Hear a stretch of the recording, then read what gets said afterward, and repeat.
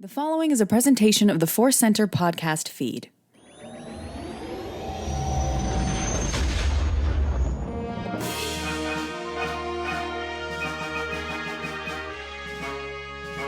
From the center of the galaxy and directly via hyperspace to you, this is ForceCenter, the news and cues. I'm Ken Napzok. I'm Joseph Scrimshaw, and I'm happy to know that we are in the cerulean swirl of hyperspace. That's really great and exciting. That's a beautiful word, and it is a breathtaking view indeed. And we're happy to be here talking the news. We'll talk about how we expressed we experienced a little hubris last week, and karma came to slap us in the face. And we got some great questions. One that caused me to run to a visual dictionary last second or visual encyclopedia. I always say dictionary. It's not a picture. A book of words and pictures. It's an encyclopedia of Star Wars. So anyways, all that to say, let's get into it shortly. But first, let me remind you, today's podcast is brought to you by Audible. Get a free audiobook download and a 30-day free trial at audibletrial.com/ForceCenter. Over 180,000 titles to choose from for your iPhone, Android, Kindle, or MP3 player. A little bit later, as always, whoever ForceCenter recommends an audiobook we think you should try out on us. But the deals don't stop there, friends. No, the deals get better all the time, to misquote Lando Calrissian. We have another offer. It is from Inside Editions. They are a publisher of just a ton of great Star Wars books. Inside Editions is offering 35% off across their website with a special ForceCenter code. You can get this discount by entering the code FC35, or you can visit the website with the link insideeditions.com/discount/FC35. We are continuing to recommend a book that is coming out on May 4th, and that book is Star Wars: Galactic Baking. Ken and I are lucky to have copies of this. I was telling my wife about it. I showed her the Puffer Pigs pizza party poppers. That's not exactly the right the Puffer Pig pizza. I can't remember. There's another P. Puffs, pizza puffs, I think. Yes. Anyway. My wife was like, we can do this. And my wife says, we can do this. She's always very generous. She means she can do this, and I will talk to her and be supportive and stay out of her way when necessary. So we might be having some Puffer Pig pizza puffs. Love this idea. Yeah. So you can check it all out with the code FC35. Sorry, I was supposed to finish saying that, and I just got distracted thinking about pizza. But I'm back, Ken. I'm back. You're back indeed. That's all right. It's all right. We are you and I average what is it now? 6 hours of ForceCenter broadcasting a week, which we're if we contain ourselves. We love doing it, but sometimes you just forget your place in line. You don't know where you are. You're just in the galaxy far, far away. Exactly.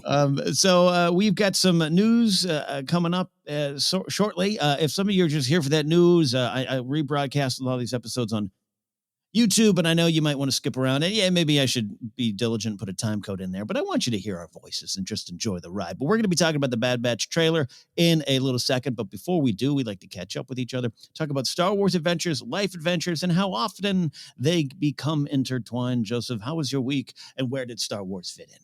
Oh yeah, there were definitely some life adventures. Nothing major or specific, but a lot of stress. Stress comes from many different angles these days, and I felt almost every angle this week. But I did have some real joy this weekend, and that was partially because I just made time. I made the choice for joy. Really took Saturday all the way off, and normally on Saturday morning, my wife and I have been watching some Doctor Who. It's Doctor Who Saturday morning, and then documentary Sunday morning. It's a real choice. And it was such a weird conversation to have with my wife. We got up on Saturday, and she was like, I'm ready to watch some Doctor Who. And it's like, I know, and that's wonderful. But I need to watch some Star Wars. In particular, I wanted to watch something out of Disney Plus putting the vintage Star Wars stuff up, right? Yep. We talked about that in the news. It was a great reveal on Friday morning when I saw it that it was that was the label they were using in the category, right? Because we talked a little bit about how are they going to kind of separate this out without getting too pedantic about what's canon and what's not canon. And it's great to see that they use the term vintage. So anyway, long story short, Saturday morning, my wife and I watched the first 2 episodes of the Ewok animated series, and it was just a great adventure. It was pretty amazing. Wow. That's a great choice to go there. Yeah, well, I just really missed the Saturday morning cartoons vibe, Mhm. and I thought I wanted to watch something from it, and I didn't want to dive all the way into Clone Wars. I didn't want to dive all the way into the Ewok TV movies, but I was so fascinated with the Ewok animated series because I always forget. We discuss a lot that if you were old enough to see Empire Strikes Back in the theater and then imagine what you wanted out of Return of the Jedi. That specific generation has lots of animus towards the Ewoks Yeah. because we spent 3 years going, oh my God, Empire Strikes Back is so dark and brutal. Vader's his father and he cut his own son's hand off, and Boba Fett's the most mysterious guy ever. And then, and teddy bears. Come on. Yeah. Yeah. But that was compounded by the fact that when Return of the Jedi ended, a lot of what we were offered for Star Wars to continue is more Ewoks. Yes. The television show, the television movies, and then the animated series. So I have long since got over my animus towards the Ewoks. So I was really excited to rewatch these, which I watched when I was a kid and basically have no memory of other than being grumpy that there weren't lightsabers. Right. And it was just so great to watch because on one hand, the first couple episodes, the Ewoks animated series are so just 80s cartoon, right? They've got all the same voices that you'd hear on He-Man, right? And the sorceress is doing the same, it sounds just like any other 80s cartoon. Yeah. But then at the same time, watching it again, it was way darker than I remembered. It's about, this sorceress the first episode is a sorceress trying to burn down the Ewok soul trees out of just sheer vengeance and hatred of Logray. But there's these great, they're great Lucas themes, right? About how the forest and the Ewoks, the trees and the Ewoks are stronger together and they take turns protecting one another. And, Wicket is definitely a Jar Jar like character of a misunderstood, clumsy character, and a lot of great things. There you go. Revisit it on a Saturday morning. Did you have a bowl of Lucky Charms or Fruit Loops? Complete it. My wife made some pancakes, so it was extra special. Just great. That counts. Yeah, galactic pancakes. Man, so I don't know if we want to find time. We'll talk about what we want to cover out of the vintage stuff that came out because we already have so much we're trying to cover. But it was really fun to revisit, and I'm really excited to watch more of the vintage stuff. Yeah, well, that's my Star Wars adventure. I got as far as the vintage landing page, brought it up on Disney Plus to do some work, and then I ended up watching a 20 minutes extra piece on Empire Strikes Back. Is that on Disney Plus too? It is. I don't know why. I mean, I had the icon was hovering over Caravan of Courage, and I had to do some other work, it was just I just want this on. But I think I kind of felt like what you're describing of just this is a bit of a commitment if I want to do this right now. I maybe don't, but I'd love to be in the Star Wars galaxy. So yeah, I could have watched Ewoks cartoon. I just started poking. I was like, what are there's always the extras on the Disney Plus, and sometimes Director and the Jedi's on there. Sometimes it's not. Indeed, it is. The Rise of Skywalker doc is on there. It's sometimes not. I don't know. I get confused. So I just was poking around. I've watched all the deleted scenes. I've been on all the movies and seen what's there. I get to see Moff Gerrera have a moment of a moral dilemma in his life.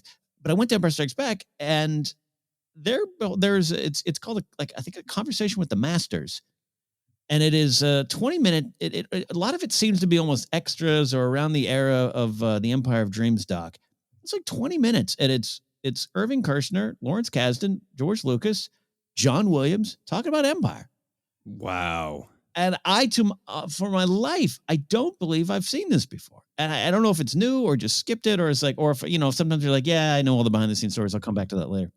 And it's about 20 minutes or so. And it's really fascinating stuff. It's not anything new. We've heard a lot of the stories. Yeah, we've all done our Lawrence Kasdan impersonation talking about it's all there, but it just sometimes the way when you want to just live in that Star Wars world, but not have to, be watching the movies or breaking down themes. I just love watching them make the movie. And I love hearing George, we can poke a little fun of grumpy Grandpa George and him at his, wife's charity live stream going, well, I'd have nothing to do with those Disney movies, it pops up a lot. But I also George is charming to me in his own way, in his frumpled flannel way of just. He talks all through this doc, and he talks often about, I'm not really a good writer. I needed Johnny Williams to come fix my movie. I needed another director, and Irving I thought was overlooked by the industry. It's part of the charm. George is pretty sure of what he does, and he's pretty sure of what he knows. But he's also, again, I always mention it because it's everything to me. It's dude in food court eating Sbarro, and that's George. It's George walking in the back of that documentary, just going, "Whoa, what's this?" It's George. Yeah, that Bigfoot sighting like vibe of only seeing him in profile. Yeah. Yeah. And so I just really was celebrating the creator unintentionally of just watching him just kind of go, I had this picture, and he explains same stories he tells around every campfire, but just to kind of really focus on him just being like, yeah, I created this like massive world that everyone loves, but I needed people to make it better with me. Oh, that's so great. I'm definitely going to go watch that. That's a nice quick lunchtime, 20 minutes. And if you haven't, Ken, I would highly encourage checking out the Ewoks animated series. There are some joys in that first episode, in particular, the different interpretation of Paplu and Tebow alone is worth your time. Look, my interpretation of Paplu is that he likes to drink too much and owes everyone money. So if that's lines up, I'm there for it. It's kind of that, but older. Okay. Let's just say it involves the term "drop the sack." There you go, everybody. There you go. A very, very weird and delightful thing, that Ewoks animated series, and I look forward to chatting off air about how we want to visit the vintage collection and when. When indeed. So there is Star Wars in our regular lives. Now let's talk about the news. All right. So last week we were so happy. We were so just thrilled that the Kenobi casting news dropped before we recorded our episodes on Monday morning here. And we just, Joseph, we got caught up in our own kind of hubris. Like I said, our favorite ForceCenter word, but just, we believe that we'd gotten away with one. Yes, if hubris could also be a petard, we were hoisted on our hubristic petard. So a lot of great news came out the second we were done recording, so the tradition survived. Yeah, and we thought, we even had that moment of, should we maybe record a special ForceCenter react? Nah, we'll just wait. So here it is, our reaction, a little bit of a breakdown of that Bad Batch trailer that dropped last week. So we're going to dive into this little over 2-minute look at the upcoming first special event series. I can't even remember, to be honest, of the Bad Batch. Joseph, what are some of your overall thoughts before we dive in a little closer? I really enjoyed the trailer, and I think what I probably enjoyed the most is that it was this great mix of just flavor, of just reminding you who is on the team, what's their fun sort of shtick that makes them individual and different and interesting. What's kind of like the mood and the energy of like there are real iconoclasts who do things their way and like smashing things, and kind of reminding you of that vibe, while also just confirming a lot of things about what the show is. Yeah, and look, it looks beautiful. And I know they're saying, go out and buy a 4K TV for this one. I'm on it, trying to do that. It looks beautiful, great pacing. A reintroduction of the characters for some, and an introduction of the characters to many, and that's something that's the trailers need to do. So I love that. Love the energy, the vibe, the look, the feel, all those kind of cool little buzzwords. It's all there. But I think what I really want to get to, Joseph, is what it showed, and like you said, confirmed. And this kind of makes it very clear. We got a little Tarkin up top. This makes it clear that the Bad Batch has become enemies of this new state. And that's something that, again, not surprising, Joseph, but just feels right. Yeah, no, I mean, we talk a lot about speculating responsibly, and a big part of the fun of Star Wars is speculating, and then we want to be able to let it go if it turns out the creators have a different story in mind. So with that caveat, I will say that this is one of those moments where I had hopes, I had dreams, and it was really great to have them confirmed. I wanted the Bad Batch to oppose the Empire immediately. I didn't want it to be a slow burn story of them trying to work with the Empire and eventually realizing this wasn't right. I like that this is going to get right into the heart of the what they have always represented to me thematically, which I think is really drawn out in the season 7 Bad Batch arc of Clone Wars, is that they are this great epitome of this Star Wars appreciation, a thematic appreciation of the power of the individual and the power of the unit, but in particular, this organic approach of they are individuals. They work together, but they are not, standard clones. They are really different. They are really who they are. And to have them opposing the Empire just as it emerges, and the Empire is really focused on rigidity, mechanization, control, right? When I talk about this theme that I really love of the organic versus the mechanical, go all the way back to A New Hope. It's so symbolized in do you use the targeting computer, or do you trust the Force? Do you trust the instincts? And I see that theme get explored in lots of different ways in Star Wars, and just based on who the characters are in the Bad Batch, that's so, to me, what the theme was crying out to be. If you're going to tell this story of this super flowing organic group at the beginning of this rigid empire, that's what it should focus on. And I really love that it felt like that theme was confirmed, and the state of events that would highlight that theme was confirmed. Yeah, this comes out of those episodes in season 7 that we finally got to see, and you feel. I love the moment in the trailer where Tarkin's basically saying, "Man, they're really good, but a little bit of unique personalities and individualism in there. Don't like that. We can't have that. Can't have that." And that to me is going to lend these characters. It's going to. What am I trying to say? The show's going to be able to go to the ground level with these 4 or 5 characters.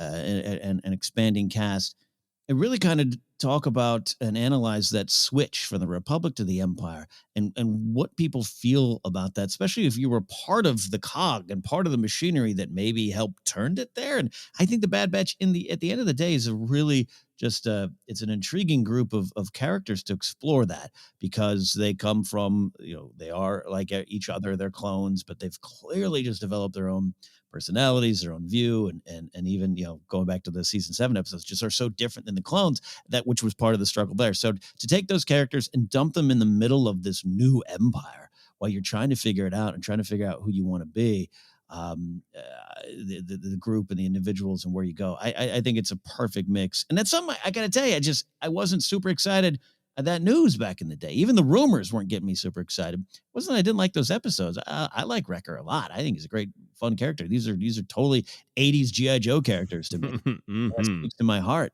But to be able to know that this looks like where they're going with it. Again, in a general sense, it could go many different directions, but I just like that. I think it's going to work really well. Yeah, I think I totally agree with all that. And I think all of the little details that were either revealed for the first time or were highlighted in this trailer all speak to, the power of this show isn't just the fun of the Bad Batch characters. It's really spending time in this specific era of right after the Republic becomes the Empire, and that there's a lot of really interesting things to explore in that exact moment. Yeah. Like the dime dropping. Love it there. So, Yeah. So we knew about Fennec Shand. Where I think we're excited for Fennec Shand to have a little part in this show. And again, I'm not anticipating all these characters to be main characters with the Bad Batch, but she's going to be there. But now we know we've got some quality Tarkin time coming, at least a good way to launch us. And this kind of reveal, Saw Gerrera coming back. What do you think there about Tarkin and Saw? And then we'll dive in a little bit more into Saw. Yeah, no, I was very excited to see Saw. You and I just to see Saw. You and I just did that big episode, kind of looking back at Rogue One, and we were really talking about how Saw is this character who's just poised to perfectly reverberate out into different books and movies and animated shows, and he makes sense to pop up, and he again makes sense to pop up here as kind of almost like the first, loudest, most violent rebel. You've got the political side of the rebellion with Mothma and Bail, and you've got the F it, let's start blowing stuff up now side with Saw. So it really makes sense that he would reach out and go, you are individuals. You have every reason to not like the Empire. You should start blowing stuff up. Yeah, and voiced by Andrew Kashina, who, of course, voiced him in the Clone Wars back in season 5. Now, I love when Forrest Whitaker comes back and voices the character. I think we talked about that in the Rogue One episode. I love Forrest is kind of just loves Saw, loves playing Saw, loves exploring Saw. But I'm excited about this. Andrew Kashino, not only getting to come back to the role, which is always kind of fun, but just it's right for the time. It's appropriate for the time, coming so close to the Clone Wars in terms of just in the story. So I'm excited there to see Saw. And you're right. And Saw always brings with him that question that kind of popped up in that trailer that we actually didn't see in the movie Rogue One there of what will you become? I love that. I love that. That's kind of what he's going around asking the galaxy. You got some choices. What are you going to do? Here's a blaster. Yeah. You want this? Tell me. And I think that might be a little bit of what the actual sort of crisis in question is for Bad Batch of do they just become mercenaries? Are they, a 5 now with Omega 6 group version of Han Solo saying, screw it, we're out for ourselves? Or, are they going to hit back against the Empire, Yeah. And also I think there's we'll get into Omega obviously, but I think in the great Saw Gerrera question of what will you become? I think there's also this clone question of what is the world for clones now, and do they feel a responsibility to find other clones like themselves who have been rejected by the Empire? That's a real good question, and something again we try to hold on to our expectations, but the turning of the chapter and the changeover, man. I mean, we know the clones get phased out, and just how you deal with that, and are you going to let that happen? And are there parts, parts of the Bad Batch soul, maybe as individuals or as a group, that just maybe want to go hide, maybe want to go run, and or not fight in the big cause, but fight for their clone brothers or something out there? I think those are big questions that are on the table. Yeah, and I think the way you phrase that really made me think of their reality of like, well, you were created to be weapons. You're very different kind of weapons, and you've always had this this structure, this government that points you and says, go be a weapon over there. And now you Right. still clearly, at least Wrecker likes being a weapon. Yeah. So, but now they get to choose where they point themselves. Yeah, and Wrecker would be a great pro wrestler, a great belly to back suplex in the middle of this fight there. So we'll see how he does there. You mentioned this character. We get to meet a new character, revealed to be Omega, young blonde female clone ? So this character is already, as is the Star Wars discussion world's want, has inspired many theories, many questions, many of them wild, but all of them fun. So let's dive into the Omega of it all. Joseph, we don't know much, but what are your thoughts on Omega and who this character could be? Oh, it's clearly Captain Phasma. No, Definitely. Yeah. A young Palpatine clone. I saw that too, and that works for me. There you go. That's the one.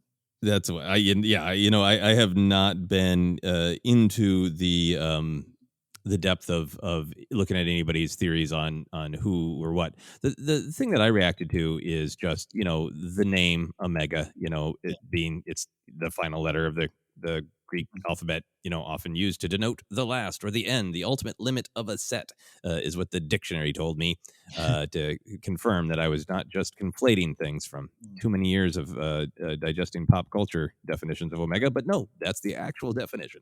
I think for me, what I thought is this is a story of the end of the line of clones, of, there isn't enough of Jango's DNA left, but it's Jango's DNA mixed with something else. And is Omega, what the next generation of clones would have become had the Republic kept ordering clones from Kamino?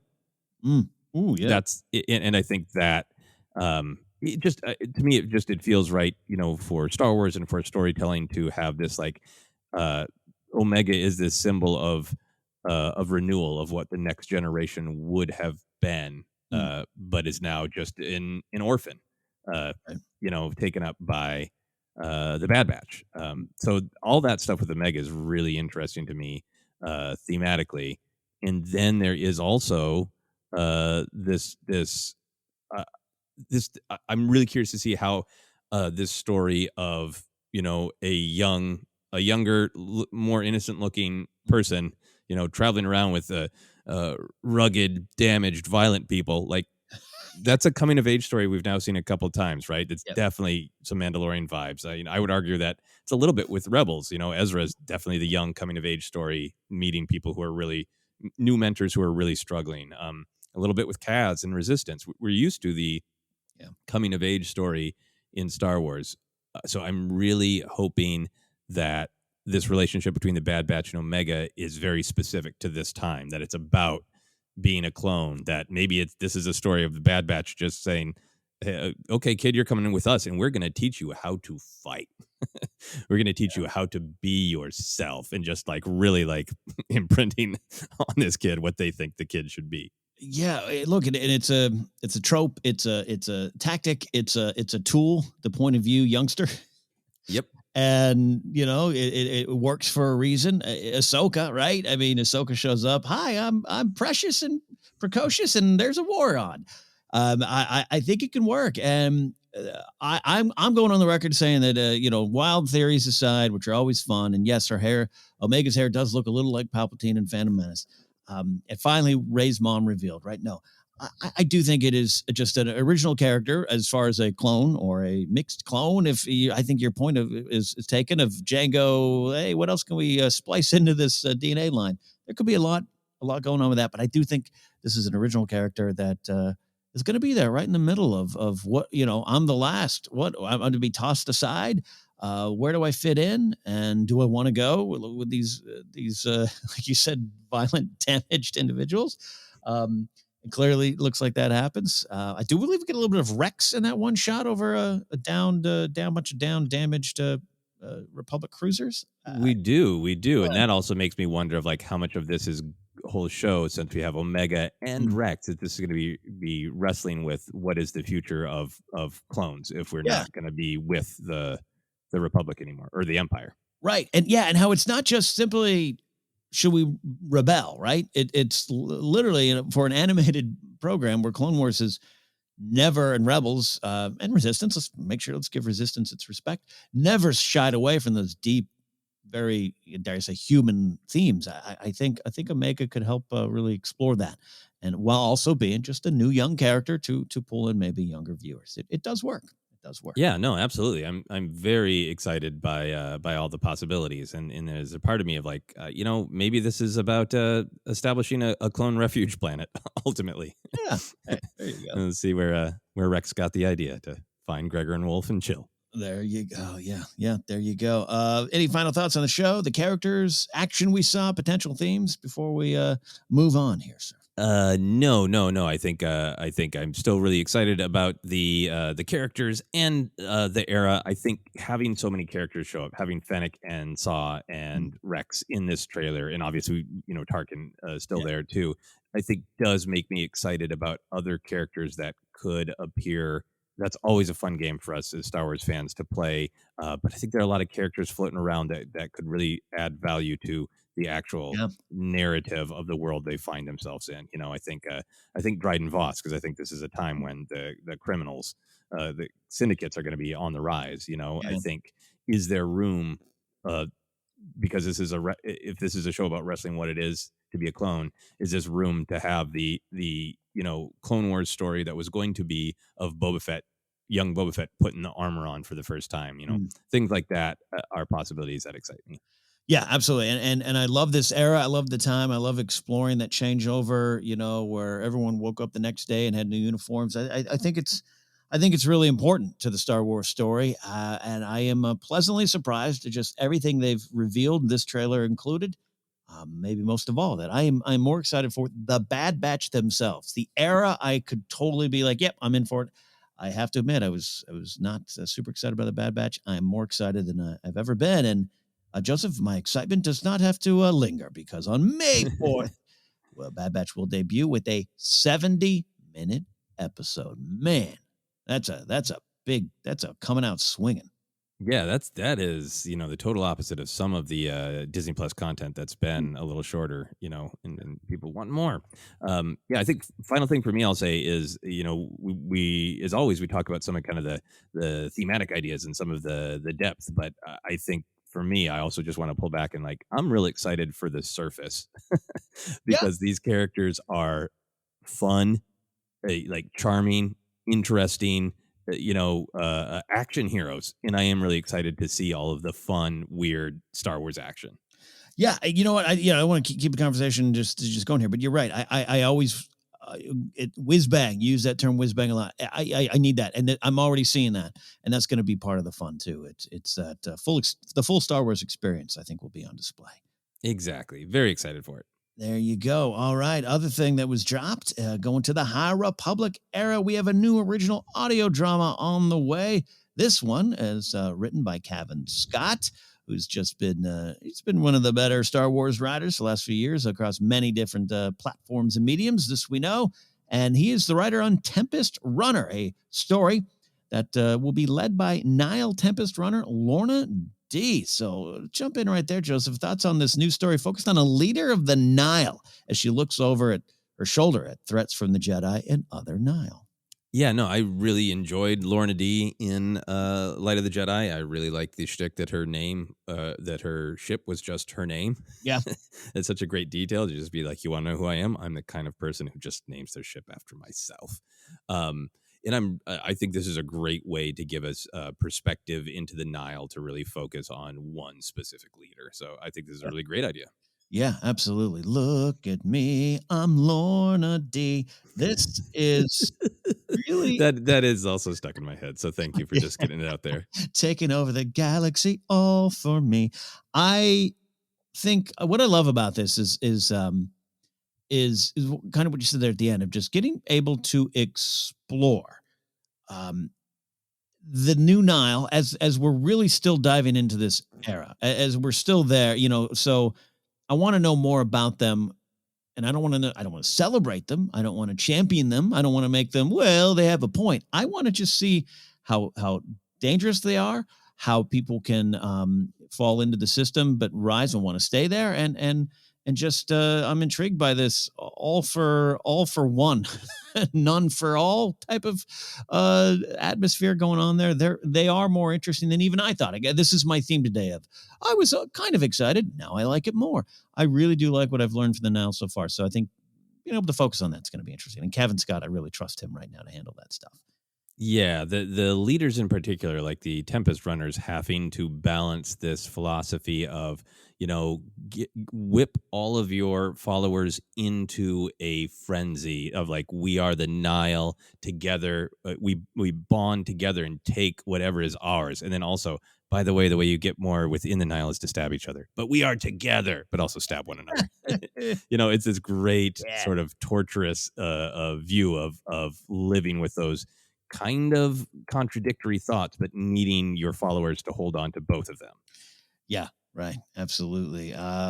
This is what now? What is my count? Third original audio drama in this new kind of era. Mm-hmm. Dooku Jedi Lost and the Afra stuff. Has the audio drama format worked for you? And has it worked for us as a collective at Force?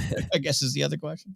Yeah, I'm really excited to see the audio drama continue to be explored. I think that there is an intimacy in it that it just happens when you are literally hearing the characters' voices. And I know you can get that from audiobooks, but so far, both of the audio dramas, as opposed to just audiobook versions of novels, have really had this element of getting to true like heartbreak that they've been structured, and I kind of think this will be structured similarly, where we have a great whiz bang Star Wars story that is kind of in the present, drawing us forward, but then characters reflecting into these past memories of the traumas that shaped them and the people that were close to them that they almost had but they lost.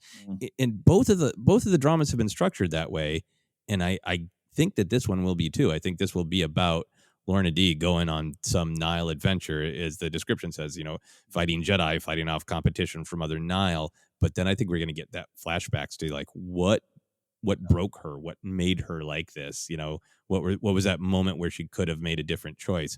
And I think the audio dramas, you can do all those things in a book, in a television show, but it's the intimacy, because it's this specific character whispering into your ear their secret trauma. Yeah. Oh, yeah. Well said. Oh, good description. I like that. And I want to love them more than I have, only because it's such a me thing of putting in my headphones, my AirPods, or whatever the kids call them these days, heading out for a walk, and just forgetting I'm listening to it. As I just look at the clouds. What do I got to do today? This walk is fun. Oh wait, Star Wars is on. So this is a personal challenge for me, and I know I'm probably not alone, but the other two haven't hit me as much as I maybe wanted them to. And I know, and I have the hard copies now. They've released the scripts in book form. The After one just landed in my lap the other day, and I'm going to revisit them because I really love all the things presented. But you remember when you and I reviewed Duke of Jedi Lost, there's a giant plot point I missed. I completely I was like, what? Oh man, because I was probably walking too close to Del Taco in my neighborhood and got distracted. So I'm excited to see this format continue, and now it's a real challenge for me to just take it in a little bit better. And that's the only thing I think about when I hear a new audio drama is coming. It's time to concentrate, Kenny. Time to concentrate. No, and I'm with you with that on that. I have a long history of enjoying audio dramas. I remember the first time on in just a public or not just a radio station, I heard the old radio serial The Shadow, and I was like hooked. Yeah. But my life and the brain training from social media Yeah. means sometimes like it's hard for me to just listen to something, you know? Yep.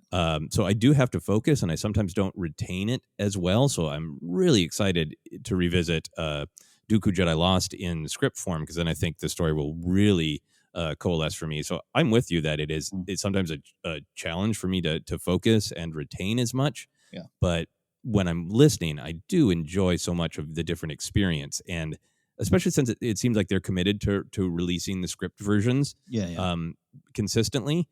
So everybody has access to them, which is great. And for people like you and I who can enjoy the audio, but maybe it locks in with the script form, I just really want the audio dramas to continue, because this is such a great way to explore different parts of Star Wars, you know? And I can see a world where if this gets more popular, you know, eventually this is a way to, you know, Adam Driver's not going to, you know, be de-aged to play 16-year-old Ben Solo, but maybe he'd do an audio drama. Like, the audio dramas could open up some really great possibilities. You're so right about that. And a different conversation to have maybe another show, but just the era of information we're in, and everything moves so fast, and I'm all for fast pacing. But like, even with music, I have had to really remind myself lately, like, I love the band Haim, and I'm like, their last album, Women in Music Part 3. I'm like, I've listened to all the singles. I haven't sat down from song one to the last song to take in the album like I used to do. I got to force myself to do that these days, just so I can appreciate things a little bit more. And this is part of that. I think you're right to touch on, you know, it's easy to sit down for a movie. It's easy to sit down on your couch and watch a TV show. It's easy to get distracted, though, all across the format. So absolutely. All right. That's also what Ken did this past weekend. Just sit and listen to a Haim album. All right. There you go. This next headline: 3 Legends novels are getting republished as Essential Legends from Del Rey. A new collection called Essential Legends has begun. Del Rey will publish new paperbacks. I'm saying republished, but they're new paperback paperback. I think is a creature that probably chased someone in a Clone War episode. Paperbacks of Heir to the Empire by Timothy Zahn, Darth Bane, Path of Destruction by Drew Karpyshyn, and Shatterpoint by Matthew Stover. These will be released on June 15th. Each book will have new covers. More Legends books will be added to this Essential Legends collection in the fall. So, Joseph, diving in, what do we think about these specific books, and then the re-releases overall? We'll discuss in a second. Oh yeah, so these specific books, I think this is a great selection. You know, I love. We'll get into the big picture, but for this specific selection, of course, anything like this, you got to lead with Heir to the Empire. So I'm really glad that they're doing that. Both the Darth Bane and Shatterpoint have been on my list of like, ooh, if I could get the precious time, and revisit some Legends. Those books were high up on those lists. I still remember so many details from my one reading of Matthew Stover's novelization of, Revenge of the Sith, which I was super busy in 2005, and I, read quietly so as to not wake Sarah at 2 a.m. And I still remember details of that book. So I'm really, and I've just been on a Mace Windu kick where I've been thinking about him a lot. So Shatterpoint's high up there for me, and I'm really happy to see that one. Yeah, yeah, right. Heir of the Empire just seems natural to go there and pay homage to it, but also to revisit that. I've read Path of Destruction, and I've talked about that before. Like my old pal Harloff, who loves dark, disturbing Star Wars stuff like Darth Bane, kept shoving them in front of my face. I said, "Fine, I'll read it," and I loved the first one. I really did. And then New Canon exploded. It was 2014, and I was like, "I'll finish that series another time." I never got to it. It's good. It's really good. And I think it's intriguing. I don't mind getting a little dark, getting a little gritty, and exploring the dark side. I don't like. I don't think these books necessarily do that, but I don't like glorifying the bad guys in Star Wars too much, because we do that naturally on our own because they got the cool capes and toys. I get it. So this might be a chance for me to revisit this series ahead of any other content. I'm not saying there isn't any Bane content coming, but it seems natural that they might get to that type of character or get to that character specifically. So I'd love to revisit that. Shatterpoint, you're right. I don't remember Shatterpoint too much, but Matthew Stover is, I think he's a name that's well regarded by Star Wars fans, longtime Star Wars fans who were there of that era. And you're right, that Revenge of the Sith novel, I'd love to revisit. I need to track it down. I have that and Attack the Clones in some box somewhere that I can't. I found the Phantom Menace one. So I want to revisit that too. So good choices on these specific books. The idea of Del Rey saying, "Hey, you like the Legends, right? So let's give you a new fancy cover," and more on the way. Joseph, what do you think about that? I think that's great. And this is a part of Lucasfilm 50th, right? Oh, yeah. You know what? You're so right. I did forget that kind of part of it. There's a little bit of the angle. Yeah.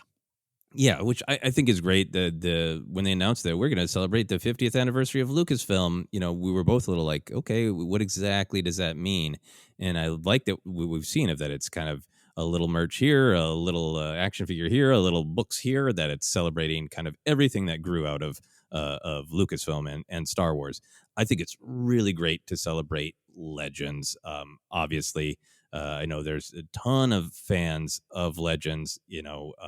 And some disappointment about the canon being wiped out. And I think any chance that we get to invite everybody to come play and be happy about Star Wars, if you're a big fan of Legends, great, let's celebrate it. And I also think it's in the press release, the way they described it, about the power of Star Wars is that one of the powers of Star Wars is that it's Lucas's vision, but it so inspires other people to play in that sandbox. Yeah. And I think taking a moment or an initiative like this to celebrate that idea and to highlight that idea is really great as we're heading into all these Disney Plus shows and, different directors doing different movies with Patty Jenkins and Taika Waititi. We're heading into the future of Star Wars isn't like it was back in 2014 of like J.J. Abrams taking the ball. It is going, the screen version of Star Wars is now going to be like the publishing version used to be, of a bunch of people are playing in the sandbox. Yeah, and it's a good reminder even for me, as I always be honest. I just try to be honest with my struggles with some of the Legend stuff, and while also celebrating it. And I think the 50th Lucasfilm kind of theme, I'm glad you reminded me to include that in this story, which is, I think it really just takes the pressure off. It's just now looking back, because now you could even celebrate Ewoks cartoon or the Caravan of Courage, or, just Teak. You can just celebrate Teak. It's all part of it. And it's all part of our shared journey. And these are a very key part of it. I mean, I can't give Heir to the Empire enough credit for being there when everything else seemed to be going away for Star Wars. That was one of the first things out of the gate. I think some of the West End games, deserve some credit too. But it was a thing of just like, oh, yes, Star Wars. We're back in this thing. So happy to celebrate it. Happy to roll around in the sand there, Joseph. Yeah, and I don't know exactly what's going on with the West End games, but I wouldn't be surprised if they did something with the 50th, because, a ton of the, just the world building of Star Wars is from those games. Really is. It really is. And I did not spend a lot of time with those. I think you did more than I, but it would be fun to try to find a way to revisit that, or just visit that for me. Yeah. Time is a challenge. My last thought on this is, it really kind of amuses me, because I'm really interested in reading the Darth Bane books, but and I want to, celebrate this new initiative with the new covers.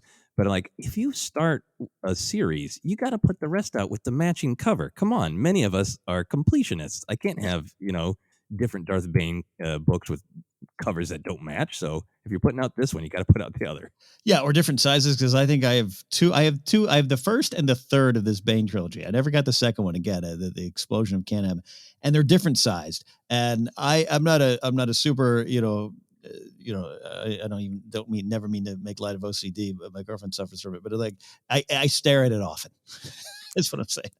Yeah, no, I mean, I think that there is a desire to have like, ooh, look at them all neat in a row. They're a part of a whole, yeah. So, and I don't know. This was just a classic. Like, let's pick 3 novels to celebrate. One of them is a standalone. The other 2 are covers that will not match other editions until we put out the other books. Yeah. And hey, it's often going by the figures, the 50th anniversary Lucasfilm. Again, it's actually been fun. When it first, other than just, wow, that's a crazy number and time flies. I saw some of the, the logos. And I was like, I don't need a 50th anniversary Lucasfilm shirt. But now I get what they're doing, and it's pretty fun to look back. So we will update you when the other covers can be added to the Essential Legends collection. Final story of the day, Joseph. This is one that there's other little things out there. There's delays of video games and all these kind of things. We kind of sift through some of that Star Wars news. I wanted to focus on this one here.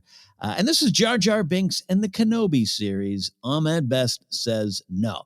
Now, a while ago, I can't remember now, there was that rumor. Always believe rumors. And yeah, look, sometimes there's a lot of truth in these rumors. We get that. There was the rumor that Jar Jar Binks with a beard or a goatee, some facial hair, would be in the Kenobi series. That was kind of going around, and who knows, maybe at one point that was the truth. But with the casting announcement last week, someone, there were some tweets, Ahmed Best actually tweeted out like, hey, this looks awesome, whatever, some congratulatory words for the cast and the show itself. And a fan tweeted back, oh, come on, like, you're not going to be part of it. You're hiding that, good job, whatever it was. And he responded back very earnestly and honestly, as I think Ahmed Best does with a lot of things in life. And he said, thanks for the love, but I will not be in this series as much as I would have loved to be part of it. But I'm ecstatic to see the folks who I love dearly back together doing great things. So that doesn't come as a surprise. But Joseph, I want to talk and take this moment to talk about the appreciation for Jar Jar and a love for just Ahmed Best and Star Wars in general. It's very present. What do you think about Best? What do you think about the idea if he would have shown up in the Kenobi series? And let's talk about Jar Jar in 2021 and beyond.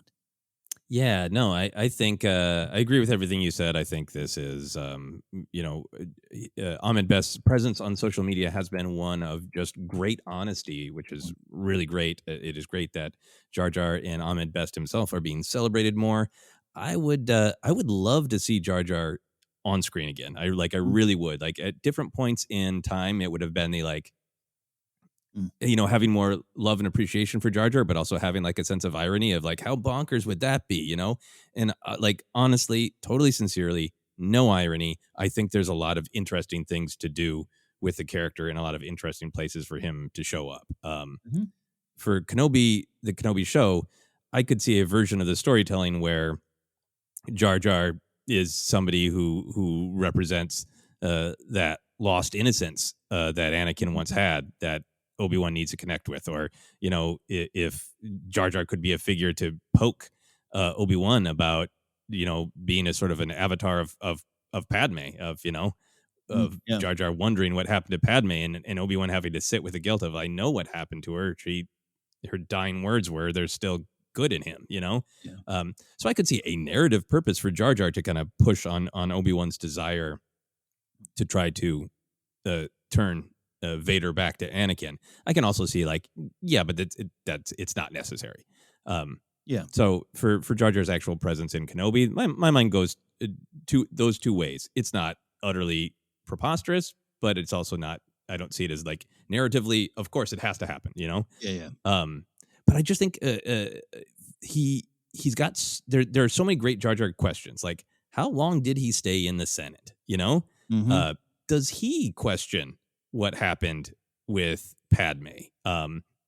We know in canon from the Aftermath books that by the time of the fall of the Empire, he is hated because people now blame him for his part in handing power to Palpatine. But in those years between, does he go back to Naboo immediately? Does he? Where else is he? If you're going after Aftermath, he agrees to watch over that kid, right? So does he end up out in the galaxy?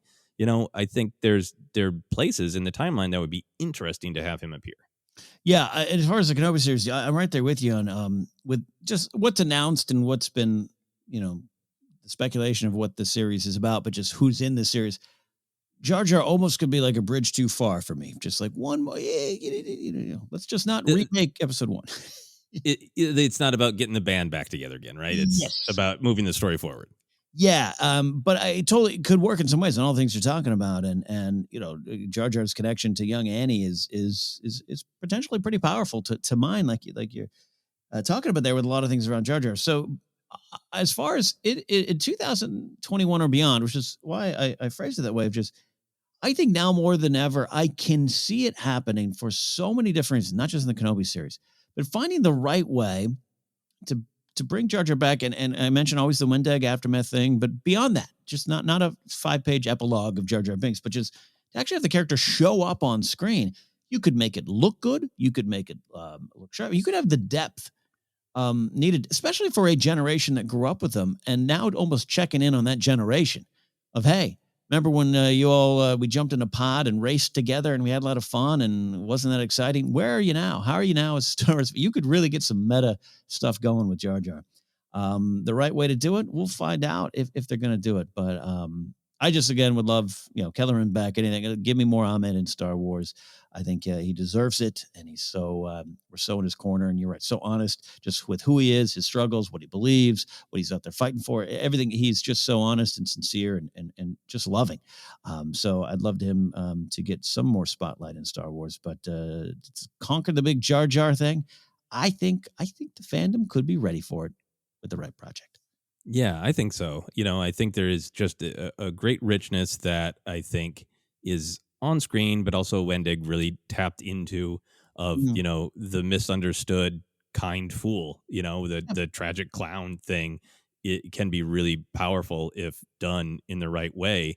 And I'll throw out 2 pitches, Ken. I could see, since Bad Batch is a a bit of a sequel to the Clone Wars, and Jar Jar is not foreign to being in the Clone Wars. The expulsion of Senator Jar Jar, or Representative Jar Jar, would be very interesting, since that's what we're dealing with, that immediate transition. And then also, this would have been kind of bonkers, 2 years ago. But now that we got 2 seasons of The Mandalorian, we've seen that The Mandalorian does everything. The show does everything from, wow, the grittiest, baddest Boba Fett action that we always dreamed of. He's doing it for kindness and to help someone, but there's Luke Skywalker just, using the Force to just trash, robots. They do the gritty hard, but then, you got Pelimoto and you got pit droids doing shtick, Mandalorian, I could absolutely see an episode where it's, a couple years after Aftermath, and maybe Jar Jar got off Naboo and is getting his life together, and Mandalorian needs yet another ship repaired, and who's there to help him? Jar Jar Binks. Look, I got to tell you, I could see him sitting there in that cowboy hat in the corner of an office going, my greatest challenge will be bringing Jar Jar back, and I want to do it. I can see him doing it. All right. So there you go. That's a look at Star Wars news. We're going to take a quick break. If you're listening on the YouTube version, you can catch the rest of the podcast on our podcast feed. But before we take a break, Joseph, we have an audio book recommendation. What we got? That's right. We are recommending Victory's Price by Alexander Freed, the final book in the Alphabet Squadron trilogy. We're going to be discussing that on our next deep dive show on Thursday. So if you want to give a listen to the book before listening to our episode, you should check it out. You should check it out indeed by using that code, audibletrial.com/ForceCenter for your free audiobook. audibletrial.com/ForceCenter for your free audiobook. Help the show and help your ears. We're going to take a quick break. On the other side, your questions here on ForceCenter.